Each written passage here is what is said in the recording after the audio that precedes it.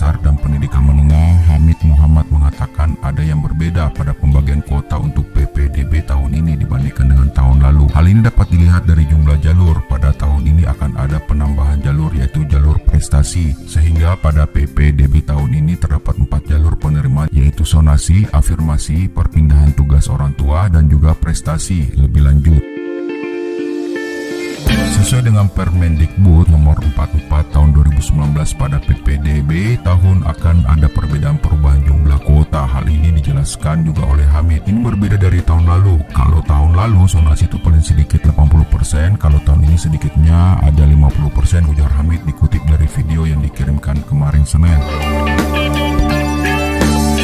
Adapun untuk jalur yang lain, kuota untuk jalur afirmasi paling sedikit 15%, kuota untuk jalur perpindahan orang tua paling banyak 5%, dan jalur prestasi merupakan sisa kuota dari ketiga jalur tersebut. Khusus untuk jalur prestasi, peserta didik dilihat dari nilai kelulusan yang merupakan nilai akumulasi rata-rata nilai raport selama 5 semester atau menggunakan nilai ujian kelulusan yang secara daring. Sementara itu, untuk daya tampung pada tahun ini diberlakukan secara khusus seperti terkait dengan sonasi. Bila daya tampung pada sonasi yang sama tidak tersedia, peserta didik disalurkan ke sekolah lain dalam sonasi terdekat dan dapat melibatkan satuan pendidikan swasta. Nah, kemudian ini juga ada tambahan daya tampung untuk jalur afirmasi atau jalur perpindahan tugas orang tua. Tidak mencukupi, maka seleksi dilaksanakan berdasarkan jarak tempat tinggal terdekat ke sekolah, ucap Hamid.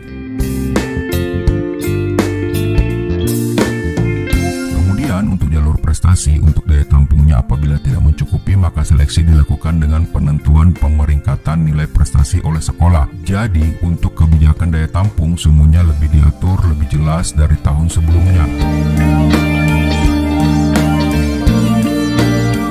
Sebagai informasi, pada tahun ini mengingatkan pandemi yang tengah melanda Indonesia, Kemendikbud menginformasikan pelaksanaan PPDB tahun ini akan dilaksanakan secara online atau daring. Namun apabila memang tidak bisa dihindari, pelaksanaan dilakukan secara luring atau pertemuan langsung, maka Kemendikbud meminta untuk tetap memperhatikan protokol kesehatan yang berlaku.